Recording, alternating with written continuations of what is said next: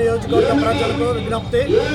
గత నెల మన ప్రవీణ్ పగడాల గారు అకాల మరణానికి గురవడం మనందరికీ తెలిసినటువంటి విషయం. మా క్రైస్తవ సోదరులందరూ కూడా దీన్ని హత్యగా మేము నమ్ముతూ ఉన్నాం. కాబట్టి గవర్నమెంట్ వారు తగిన రీతిగా ఆ కుటుంబానికి న్యాయం కల్పించాలి.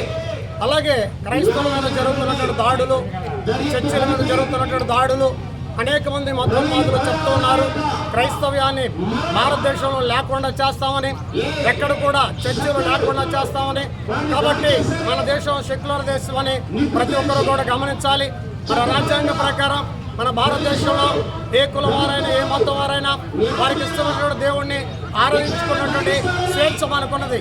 అయినప్పటికీ గవర్నమెంట్ వారు కూడా వారికి ఒత్తాసు పలుకుతూ ఇన్ని రోజులైనా కూడా ఇంతవరకు కూడా పోస్ట్ మార్టాన్ని కూడా బయట పెట్టకుండా దాన్ని ఇంకా ఆ కేసుని వేరే వేరే విధంగా చిత్రీకరిస్తూ ఆయన ఒక గొప్ప దైవ సేవకుడు, ఆయన ఈ తెలుగు 2 రాష్ట్రాల్లో కూడా గొప్ప పేరుగాంచినటువంటి ప్రత్యేకమైన ఈ 2021వ సంవత్సరం 21వ శతాబ్దంలో ఆయన ఒక హతసాక్షిగా అయి ఉన్నాడు.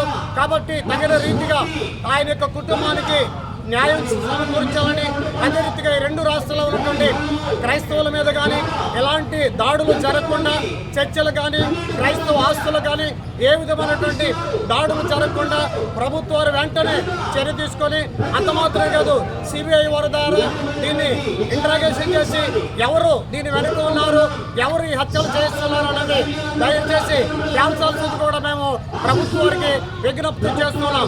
కాబట్టి ఈరోజు జరుగుతున్నటువంటి ఈ ర్యాలీకి కూడా అందరూ కూడా వచ్చి దీన్ని జయప్రదం చేసినందుకు కూడా మీ అందరికీ మరొకసారి ధన్యవాదాలు తెలియజేస్తూ మాటలు ముగిస్తూ ఉన్నాం.